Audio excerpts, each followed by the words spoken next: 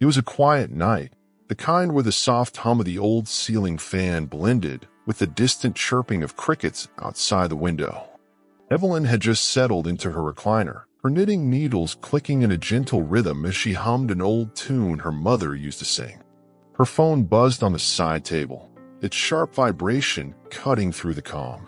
Calls at this hour were never good news. Her heart tensed as she reached for it, half expecting it to be a telemarketer or a wrong number. But the voice on the other end was not a stranger. It was a trembling, panicked voice she recognized instantly. Cassandra's best friend, Monica. "Evelyn, you need to sit down," Monica said, her voice cracking under the weight of something too heavy to carry. The words that followed were a blur, but three of them lodged themselves in Evelyn's mind like shards of glass. Cassandra is gone. Time itself seemed to slow. Her breath caught, eyes darting around the room as if searching for a way to deny it. No, that can't be," she whispered to no one, her voice quivering like a child's. But reality had no mercy.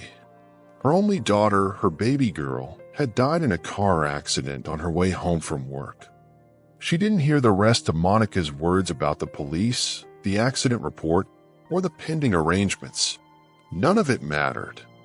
Cassandra was gone, and Evelyn was adrift. Hours passed like minutes as she sat in her chair, tears carving silent paths down her face. Grief was no stranger to Evelyn. She buried her husband 10 years ago. But this felt different. It wasn't just loss. It was the theft of a future, the end of a bond that was supposed to last a lifetime. Then came another realization, a sharper jolt than the first. Elijah, her grandson. Her heart ached with fresh pain as she pictured his face, his wide, curious eyes, and the way he'd ask 1,000 questions about everything. He just lost his mother, and now, without warning, he'd need to live with someone who hadn't parented a child in decades. Her hands trembled as she clutched a framed photo of Cassandra and Elijah from the mantel, her mind swirling with fear and doubt. How would she explain it to him? How could she possibly fill the void Cassandra left behind? As dawn's light crept through the curtains, she knew there was no time to fall apart. A little boy would be walking through her door soon, carrying a suitcase too big for his small hands and a heart too heavy for his young age. She had to be ready. For him. For Cassandra. For both of them. Elijah's arrival was quiet but heavy with unspoken words. His small frame seemed even smaller as he stood on the porch, clutching a stuffed dinosaur in one hand and a worn backpack in the other. Evelyn's heart broke all over again as she knelt to meet him at eye level. "Hi, sweetheart," she said softly, opening her arms. For a moment, he hesitated, his little brows furrowed with confusion and pain. But then, like a dam bursting, he fell into her arms, sobbing into her shoulder. Evelyn's arms wrapped around him tightly, a quiet promise that she would never let him go. "I'm here, baby," she whispered, rocking him slowly. "I'm here." She wasn't sure if she was reassuring him or herself. That night, she tucked him into the spare bedroom, the one that used to be Cassandra's. It still smelled faintly of lavender, just as it had when Cassandra was a teenager. Evelyn sat at the edge of the bed, watching Elijah's little chest rise and fall, his breathing finally steady after hours of tears. She traced the edge of his blanket with her fingers, her mind replaying every moment she'd spent with Cassandra as a child. Mistakes she'd made, times she'd been too harsh, moments she'd missed. Her eyes burned with tears she'd held back for too long. "I'll do better this time," she whispered into the quiet room. "I'll do better for him." Evelyn's heart had been broken, but in that still moment, she felt a flicker of something else. Resolve. Purpose. She didn't know how to do it all just yet, but she knew she would figure it out. For Elijah, she would learn. For Cassandra, she would heal. For herself, she would grow.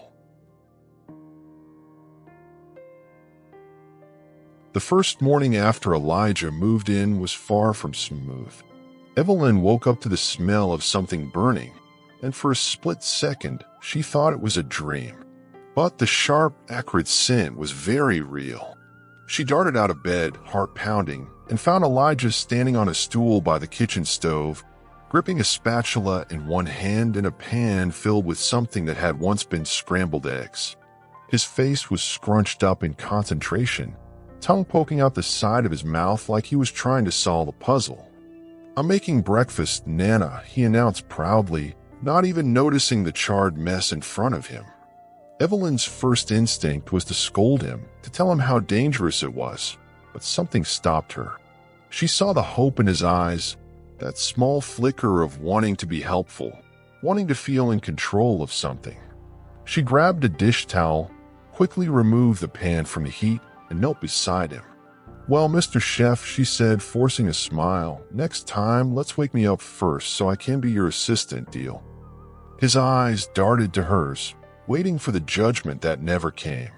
"Deal," he finally said, cheeks dimpling in a shy grin. That was how it started, small moments of learning and unlearning. Evelyn had raised Cassandra with a strict, no-nonsense approach. Back then, there had been no room for messes in the kitchen or help from little hands. But with Elijah, it was different. She was different. Every day, she learned something new about him and, more surprisingly, about herself. She learned that Elijah had a vivid imagination, creating elaborate stories with his action figures that sometimes ended in a to-be-continued cliffhanger. She learned that he didn't like the crust on his bread but loved peanut butter so much he'd eat it straight from the jar. And she learned the hard way that his favorite toy, a robotic dinosaur named Chomp, had an alarmingly loud growl that could go off at random in the middle of the night. Her house, once so quiet and predictable, had become a whirlwind of noise and activity. She'd always valued peace, the steady hum of silence, but now she found herself appreciating the chaos. Shoes in the hallway, crumbs on the couch, and a kitchen counter that somehow always had juice spills no matter how often she wiped it down. Each of these little nuisances was a reminder that Elijah was here, living, laughing, growing. The stillness she'd grown used to after her husband's death was gone, but in its place was a warmth she hadn't realized she'd missed. Of course, not every day was idyllic. There were meltdowns, both his and hers. Like the day Elijah refused to get dressed for school because his favorite hoodie was still in the washing machine. Or the night he cried for his mother, the kind of crying that came from deep in his chest, the kind that no hug or lullaby could soothe. Evelyn sat by his bed that night, unsure of what to say. She wanted to tell him it would be okay, but that felt like a lie. She wanted to tell him to be strong, but she knew that even adults struggled to be strong. So she did the only thing she could. She held him. No words, no promises, just warmth. His sobs eventually faded to sniffles and then to soft, even breaths. As she sat there, her hand resting lightly on his back, she realized something profound. You don't always have to have the right words. Sometimes just being there is enough. Her doubts about being too old to raise a child had followed her from the day she got the call. They whispered in her ear at night, listing all the ways she might fail him. Would she have the energy to keep up with him? Would he resent her for not being his mom? What if she made the same mistakes with him that she made with Cassandra? The questions followed her like shadows, but every so often, there was a small victory that quieted them. The first time Elijah brought home a crayon drawing from school that had two figures holding hands, labeled me and Nana. Or the time he called her mom by accident and then quickly corrected himself, looking embarrassed, while she blinked back tears and pretended she didn't notice. Closest friend, Dorothy, came over for coffee one morning and marveled at how lively the house felt. "I never thought I'd see your kitchen look like this," Dorothy laughed, pointing at the pile of dirty dishes in the sink. "Looks like you're back in the trenches." Evelyn chuckled, wiping her hands on her apron. "It's funny," she admitted. "I used to think quiet meant peace. But I think this," she gestured to the dishes, "the the floor scattered with toy cars, and Elijah's sneakers by the door. I think this is the real piece. Dorothy smiled knowingly. Sounds like you've still got some fight in you, old girl. That night, Evelyn sat at the kitchen table after Elijah had gone to bed. Her fingers brushed over the edges of an old photo of Cassandra as a child, holding a teddy bear that was now stored away in a box somewhere. The years had flown by so quickly, and she wondered how much of Cassandra's childhood she'd missed while working double shifts at the diner. She had spent so much time trying to survive that she'd forgotten to savor the moments. But now with Elijah, she felt like she'd been given a second chance. A second chance to slow down, to listen, to be present. Second chances, she muttered, leaning back in her chair. Didn't think I'd get one of those. But here she was, wearing an apron stained with grape juice and peanut butter, and somehow feeling more alive than she had in years. As she stared at the photo of Cassandra, she felt something shift inside her, not the sharp sting of grief, but something warmer, softer. Acceptance. She would never have Cassandra back. That was an ache she'd carry with her forever. But she had Elijah. She had today. And for now, that was enough. The next morning, she woke to the sound of Elijah's feet pattering down the hallway. He climbed into bed with her, clutching Chomp the dinosaur, his hair a mess of curls. "Nana, I had a dream," he said, eyes wide with wonder. "You and Mom were all on the beach. We were building a sandcastle, and it was huge, like taller than the house." His eyes lit up as he described it, and Evelyn smiled, her heart swelling with both sadness and joy. "Sounds like a pretty good dream," she replied, brushing a curl from his forehead. "Maybe one day we'll build a castle like that for real." "Can we?" he asked, his voice full of hope. "Absolutely," she said, pulling him close. "Anything's possible, baby. Anything at all." This was the new beginning. Not just for Elijah, but for her too. Life had a funny way of breaking you down, only to show you how strong you really were. Evelyn had thought she was done being a mother. But as she held Elijah close, she realized she'd just begun. Evelyn sat on the edge of the couch, her glasses perched low on her nose as she squinted at the glowing rectangle in her hand. Her fingers hovered uncertainly over the smartphone screen, each button pressed a cautious gamble. Elijah sat beside her, legs crisscrossed on the couch, eyes wide with disbelief. "Nana, no, you're doing it all wrong," he said, half laughing, half exasperated. "You don't have to press that hard. It's a touch screen." He leaned over, swiping her finger gently across the screen. Evelyn frowned, lips pursed in stubborn concentration. "Well, maybe if the letters weren't so tiny, I wouldn't have to press so hard," she muttered. Her face softened when she saw the boy's grin. It wasn't the first time they'd clashed over technology stuff, as she called it, and it wouldn't be the last. Their worlds were as different as cassette tapes and streaming apps. Elijah, barely 7 years old, could navigate apps and streaming platforms with the ease of a seasoned tech guru, while Evelyn still wrote down phone numbers in a physical address book. The generation gap between them wasn't just years. It was a canyon. But as wide as it seemed, every day, they found ways to bridge it.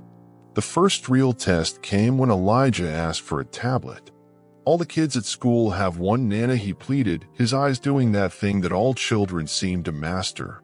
That wide, glossy, pitiful look that could weaken even the sternest heart. Evelyn folded her arms.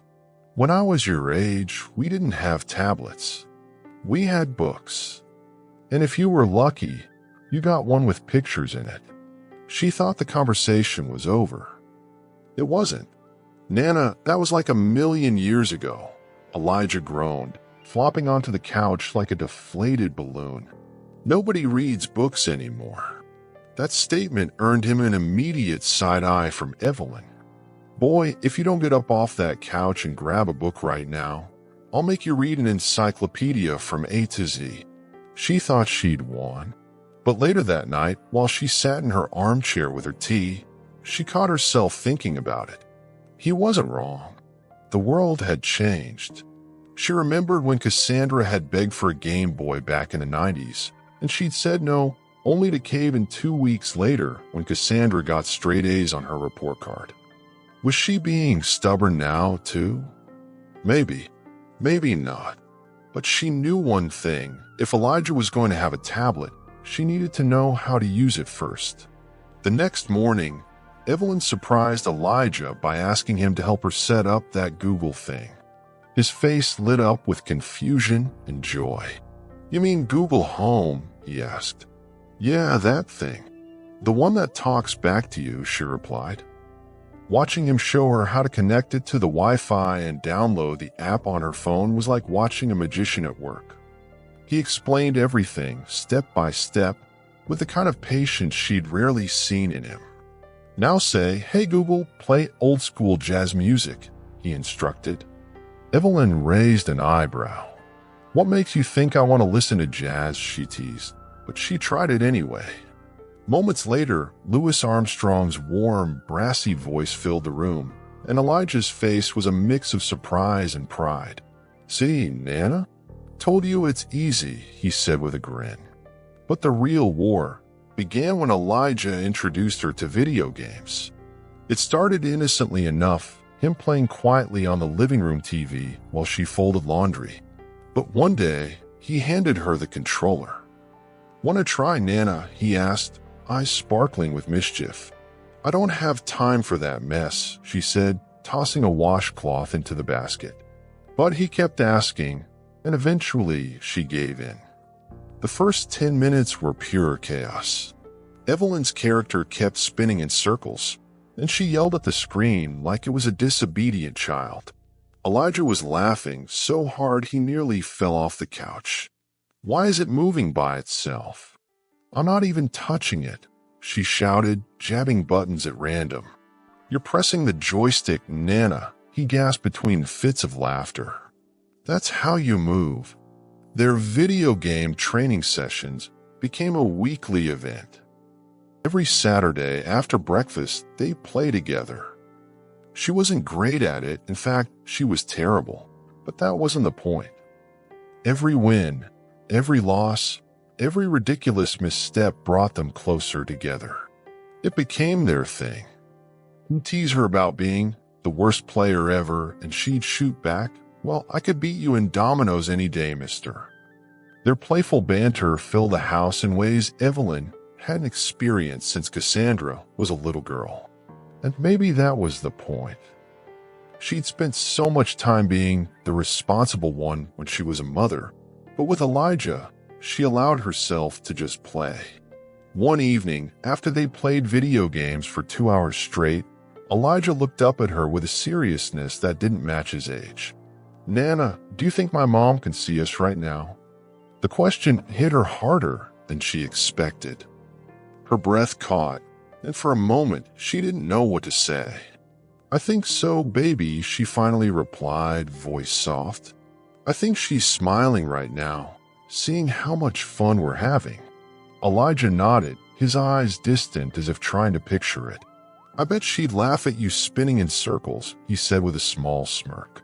Evelyn snorted a laugh. "Oh, she'd be howling," she agreed, wiping a tear from her eye before he could see it. But despite their growing bond, their differences sometimes bubbled over. One night, Elijah asked why she didn't just get a TikTok like the other grandmas. Evelyn stared at him like he'd grown 3 heads. "Boy, I'm not about to be dancing in front of strangers on the internet," she huffed, stirring a pot of spaghetti. But later, she overheard Elijah laughing at something on his phone. She peeked over his shoulder and saw a woman about her age dancing awkwardly in her kitchen to a silly song. The caption read, "When your grandkids make you TikTok famous." Evelyn rolled her eyes but chuckled quietly to herself. Then one afternoon, she received a text. It was from Elijah. Her heart skipped as she read it.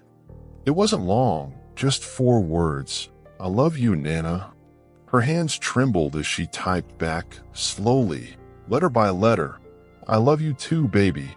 This was the first time she'd ever texted anyone. She stared at the screen for a moment, her heart full in a way she hadn't expected. Elijah taught her how to play video games, how to set up Google Home, and how to send a text message. But the most unexpected lesson he taught her was that it wasn't too late to learn. For years, she believed that old dogs couldn't learn new tricks. But with each day, she discovered that old was just a word. You were only old if you stopped trying. And Evelyn wasn't ready to stop. "Hey, Nana," Elijah said that evening, peeking around the doorframe. "Want to play one more round before bed?" She looked at him, then at the basket of unfolded laundry, then back at him.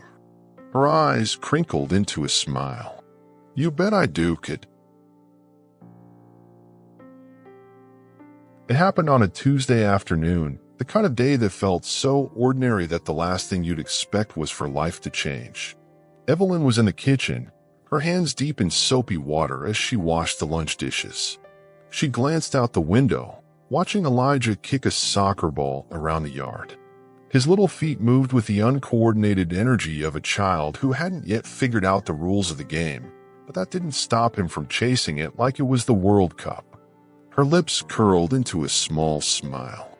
Moments like these felt like tiny blessings, reminders that she was doing something right. Then came the knock at the door. It wasn't a friendly, familiar knock. It was slow, heavy, and deliberate. Evelyn wiped her hands on a dish towel, her heart skipping a beat as she walked to the front door. Visitors were rare these days, and unexpected ones rarely brought good news. She peeked through the curtain and saw him. A man in his late 20s, his posture tense, his hands shoved deep into his coat pockets. She knew that face. She'd seen it at Cassandra's funeral, lingering at the back of the crowd like a shadow that didn't belong. It was Elijah's father, Marcus. Her throat went dry. She opened the door slowly, her eyes narrowing with the quiet authority she'd mastered over years of motherhood. "What are you doing here, Marcus?" she asked, her voice as sharp as a freshly honed knife. His eyes darted to the ground, then back to her. "I'm here to see my son," he said, his voice steadier than she expected. "I think it's time." Evelyn stepped outside, pulling the door shut behind her. She wasn't about to let him walk inside as if he'd been there all along. "Time for what, exactly?" she asked, arms folded tight across her chest. "You've been gone for years, Marcus. No calls, no birthday cards, nothing." Her eyes locked onto his, daring him to lie. He sighed, running a hand over his face. "I know, Miss Evelyn. I know I'm messed up," he admitted, and for a brief moment, she saw something in him that resembled regret. "But I'm trying to do right now. I got a job. I'm clean. I'm different." He glanced past her, his eyes scanning the house like he was looking for something or someone. "I just want to see my boy." Her chest tightened. Every protective instinct she had rose to the surface. "You don't just see your boy after disappearing for 7 years, she snapped. "You don't get to walk back into his life like you're entitled to him." Her voice was fierce, but inside, doubt was already creeping in. She told herself that if Marcus ever returned, she'd slam the door in his face.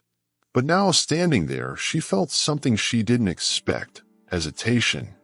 Could she really be the person to deny Elijah the chance to know his father? What if she was wrong? What if Marcus really had changed? "I'm not trying to take him away from you, Miss Evelyn," Marcus said, his voice softer now. I just want a chance." He glanced at the soccer ball bouncing aimlessly across the lawn. "He doesn't even know who I am." Evelyn's eyes followed his gaze, her heart twisting at the sight of Elijah, happy and oblivious, playing in the sun. Her first instinct was to protect him, to shield him from any possibility of pain. But another voice, quieter but persistent, whispered in her mind, what if this is his chance to heal? They stood in silence for a long moment, the only sound being the distant thud of Elijah's soccer ball hitting the side of the house. Finally, Evelyn spoke, her tone firm but measured. "You can see him, but not alone." "Not yet," she said, her eyes still hard as steel. "You want to prove you've changed. Prove it to me first." Marcus nodded, his shoulders sagging like a man who'd been carrying a weight for far too long. "Thank you, Miss Evelyn." "I mean that." That evening, she sat Elijah down at the kitchen table. He was eating his grilled cheese sandwich with the wild abandon of a child who didn't know the weight of the world. She watched him for a moment, unsure of how to start. "Elijah," she said slowly, placing her hand on the table. "There's something I need to talk to you about." He looked up, crumbs on his cheek, his big brown eyes full of trust. "Is it bad?" he asked, his voice small. She shook her head. "No, baby, it's not bad. It's about your dad." His eyes widened, and she could see a flurry of thoughts racing behind them. "My dad," he repeated, like he was tasting the words for the first time. "I have a dad?" Evelyn's chest ached at the innocence in his voice. "Yes, sweetheart," she said, reaching for his hand. "He wants to see you. He says he's been working hard to be better. But I want you to know, it's okay to feel however you feel about it. There's no right or wrong way to feel." Elijah blinked a few times, his face scrunching up as he processed it all. "Can I ask him questions?" he asked, his voice quieter than before. "Of course you can," she said, squeezing his hand. "And if you ever feel uncomfortable, you tell me. I'll always be here." When Marcus arrived that weekend, he brought a small box with him. Inside was a pair of sneakers, bright blue with flashing lights on the sides. Elijah's face lit up when he saw them, but he looked up at Evelyn first, as if checking for permission. She gave a small nod, and he pulled them on, stomping his feet to watch the lights flash. It was a small moment, but Evelyn noticed how carefully Marcus watched his son, eyes filled with something she hadn't seen before, pride. They played soccer in the yard, and for the first time, Evelyn stood back watching from the porch. It felt strange letting someone else share the responsibility, but it also felt lighter. For weeks, Marcus visited regularly. He never stayed too long, and he never overstepped. He helped Elijah with his math homework one evening, and Evelyn watched from the kitchen, arms folded as she observed their dynamic. Elijah laughed at one of Marcus's corny jokes, the kind of laugh that was full of surprise and delight. It was the same laugh he'd had with Cassandra. The sound made Evelyn's eyes sting. Later that night, as she washed the dinner plates, she realized something that unsettled her. "I'm starting to believe him." But doubt wasn't far behind. The next week, Marcus didn't show up. No call, no message. Elijah sat by the window, his face pressed against the glass, waiting longer than any child should. Evelyn felt her heart harden, her trust crumbling like brittle clay. When Marcus finally called 2 days later, offering a weak excuse about work running late, she let him have it. "You don't get to be half in and half out, Marcus," she snapped.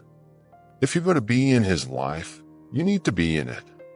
No more disappearing acts." He didn't argue. He just listened.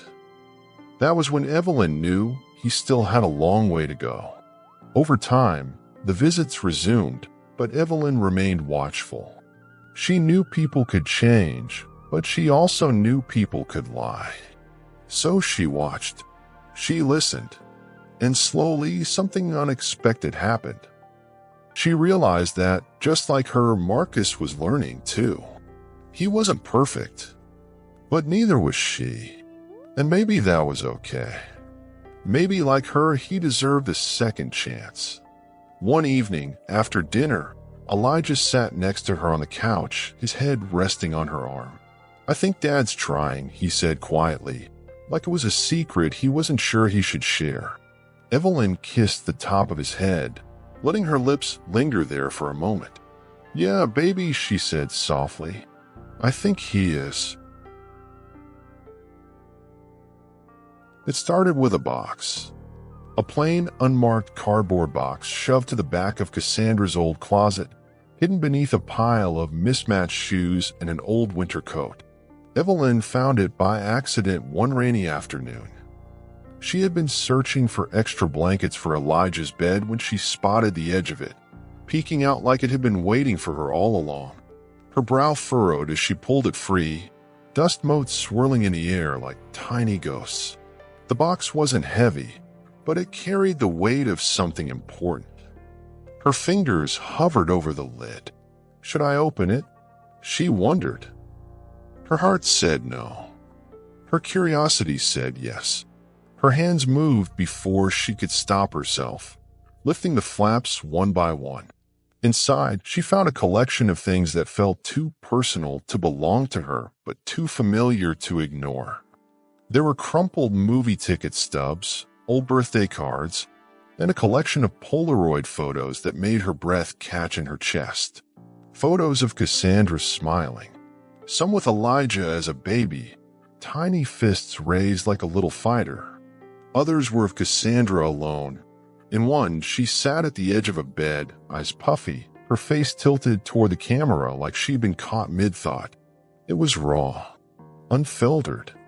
Evelyn's fingers traced the edge of that photo, her heart aching with the weight of everything her daughter had never said.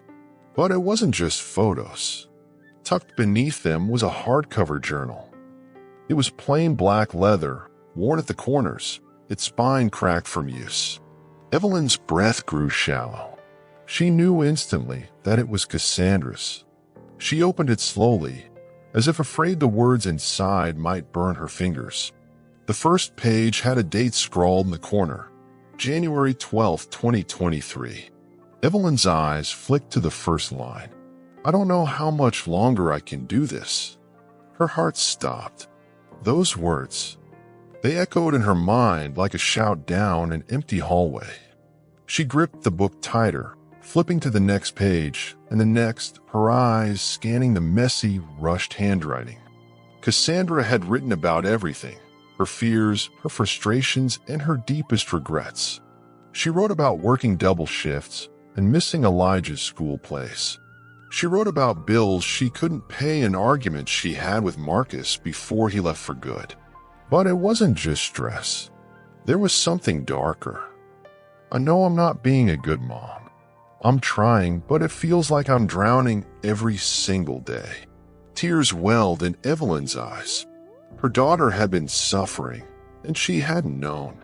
All those times Cassandra had called her, her voice strained, but saying she was fine. She wasn't fine. Evelyn's breath grew shallow as she turned the pages faster, her heart pounding in her chest. How had she missed this? How had she not seen her own daughter slipping away?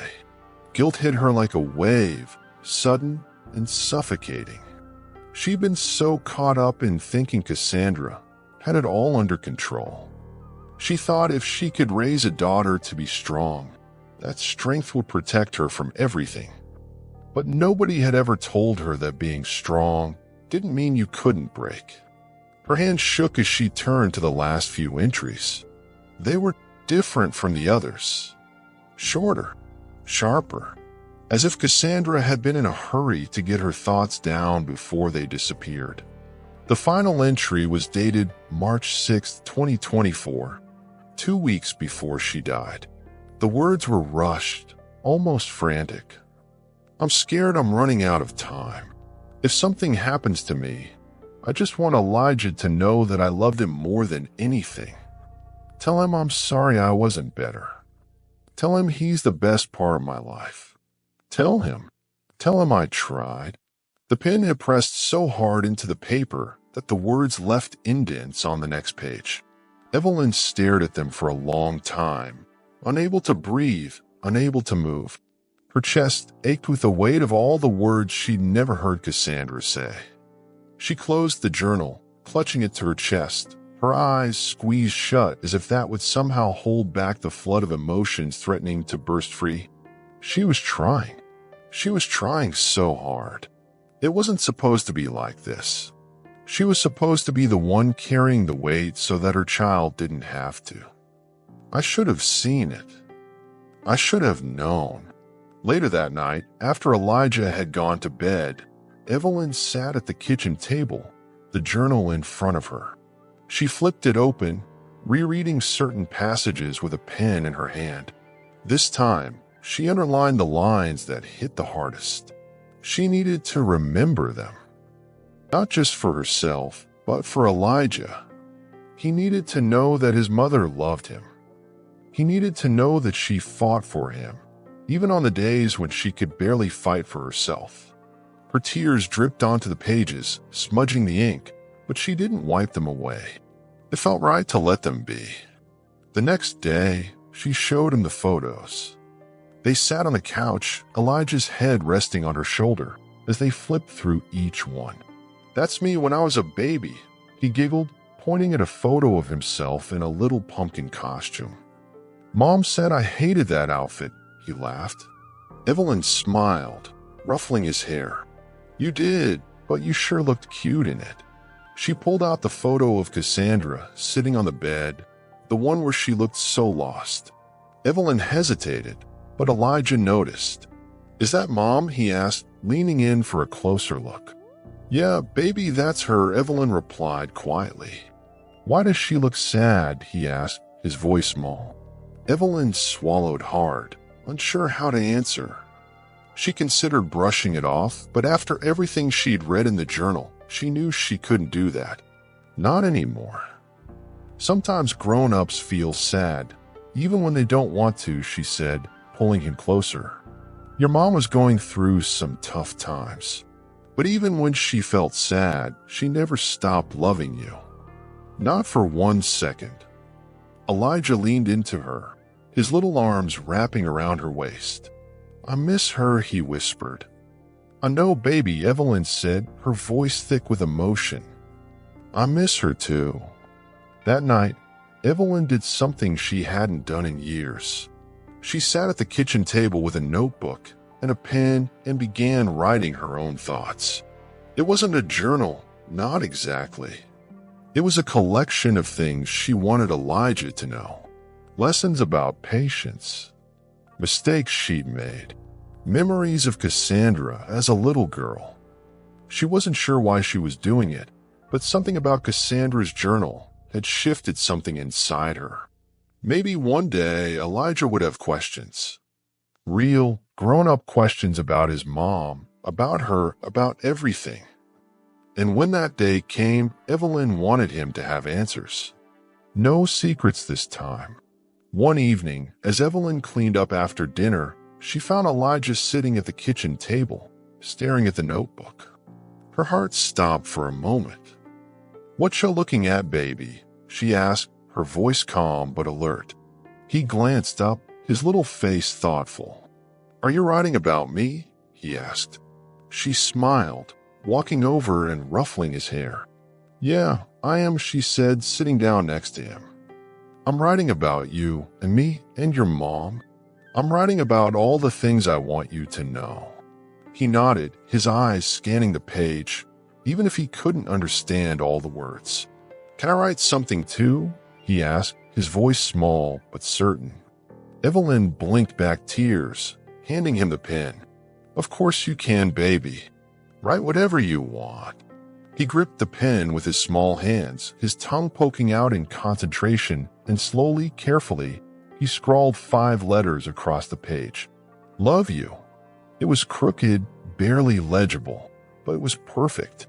Evelyn pressed her hand over it, feeling the warmth of those letters seep into her skin. "Love you too, baby," she said, her voice barely a whisper. She kissed the top of his head, holding him tight. The day it all changed started like any other. Evelyn was folding laundry in the living room, the scent of lavender fabric softener filling the air as the TV hummed softly in the background.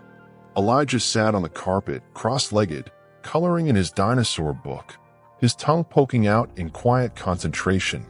It was one of those rare, peaceful afternoons where everything felt steady, like the world had finally decided to be kind for a while. Evelyn savored these moments. They felt fragile, like glass that could shatter at the slightest pressure. And that pressure came at 2:17 p.m. in the form of a knock at the door. It wasn't a loud knock, just 3 soft, deliberate taps. Maybe it's Dorothy coming over for tea, Evelyn thought as she walked toward the door, still clutching a half-folded towel. But as she opened it, she froze. Standing on her porch was a courier in a blue jacket holding a small brown package. "Delivery for Evelyn Parker," he said, his eyes barely lifting from the tablet in his hands. Evelyn blinked, heart thudding in her chest. She hadn't ordered anything. "Are you sure it's for me?" she asked, wiping her hands on the towel. The courier nodded, tapping the screen. "Yep, Evelyn Parker, this address. Just need a signature." Her hands felt slow as she took the pen and signed her name, her eyes darting to the box like it might explode. The moment the courier walked away, she turned it over in her hands. No return address, no label, just her name, written in bold, black letters. "What you got, Nana?" Elijah's voice startled her, and she glanced over to see him peeking around the corner, his eyes full of curiosity. "Nothing, baby," she said quickly, her fingers tightening on the box. "Just a package." She wasn't sure why, but something about it felt off. Wrong even. She took it to the kitchen and placed it on the counter like it was something dangerous, something that needed to be handled with care. Maybe it's from Marcus, she thought, but that didn't sit right. He barely had enough money for himself, let alone surprise packages.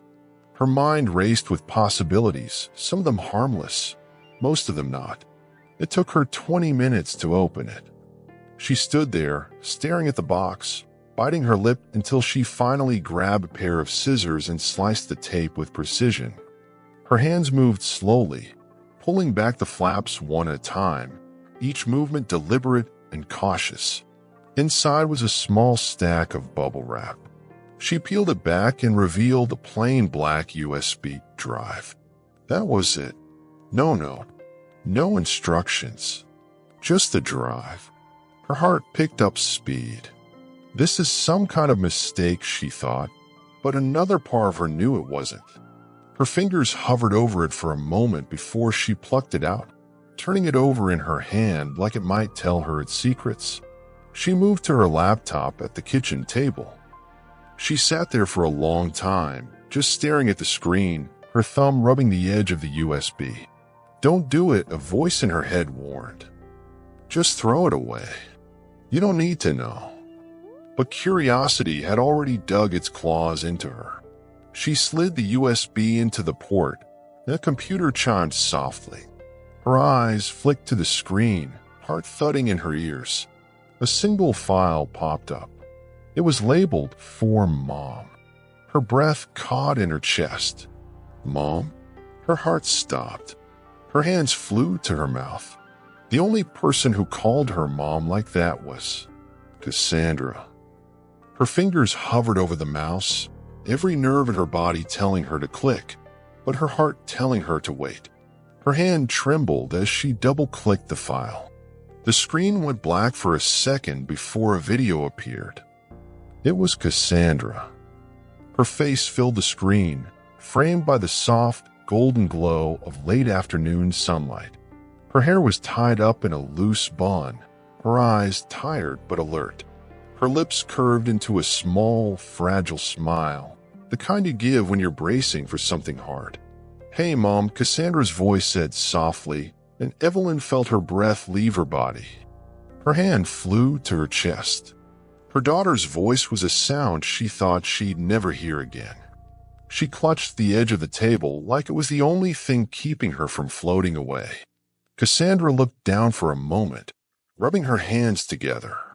"If you're watching this, then, well, I guess I'm gone," she said, letting out a soft, humorless laugh. Evelyn shook her head, tears spilling down her cheeks. "No, baby, no," she whispered to the screen. "You're not gone." But she was. I didn't want to leave you like this, Cassandra continued, eyes glistening with unshed tears. I didn't want to leave Elijah like this either. I tried, Mom. I really did. I was just so tired. So tired. Her voice cracked on the last word, and Evelyn pressed her hand to her mouth, her sobs quiet but raw. But I knew if anything happened to me, you'd be the one to take care of him. I knew you'd do it right this time, Mom. I knew you'd get it right.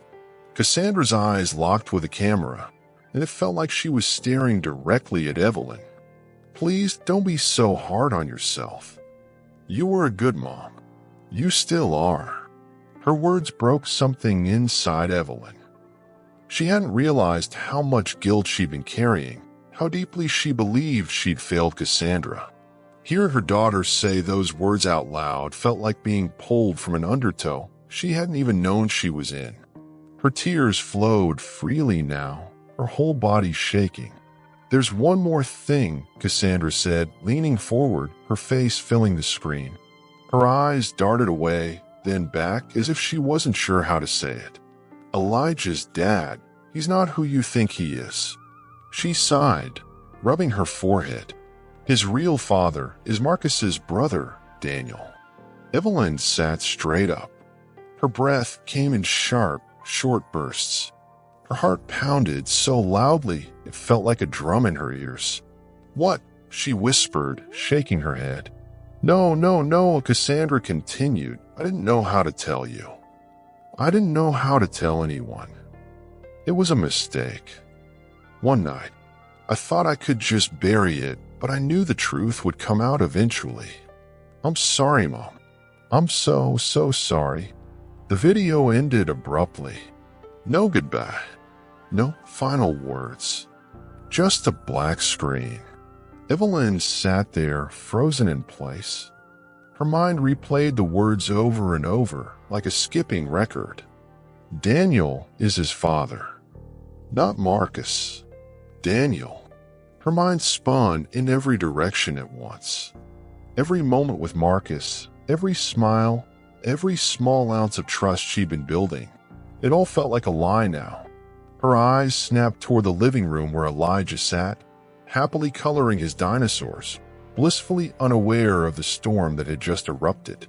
He doesn't know. He doesn't know. Her breathing was shallow. She felt like she was drowning. Her fingers hovered over the USB drive, debating whether to pull it out and smash it or watch the video again. Her mind reeled with questions. Should she tell Elijah? Should she tell Marcus? Should she confront Daniel? A part of her wanted to pretend she hadn't seen it, to act like everything was fine. But something inside her knew that truth, once revealed, could never be buried again. The next few days were a fog. She barely slept, barely ate. Every time Marcus visited, she felt like she was watching a stranger. Every glance from him felt like a hidden message she couldn't decipher. Every smile from Elijah was a reminder of the secret she was carrying. And the secret was growing heavier by the day. On the fourth night, she made her decision. She sat Elijah down at the kitchen table. Baby, she said, her voice soft but firm, there's something I need to tell you. Something about your mom. Something about where you come from. Elijah blinked at her, his eyes big and curious. Is it bad? He asked quietly. She shook her head, her eyes filling with tears. No, baby, she said, stroking his cheek. It's just the truth. And sometimes the truth isn't easy. But I promise you, I'll be with you every step of the way. And for the first time in a long time, Evelyn felt like she could breathe again.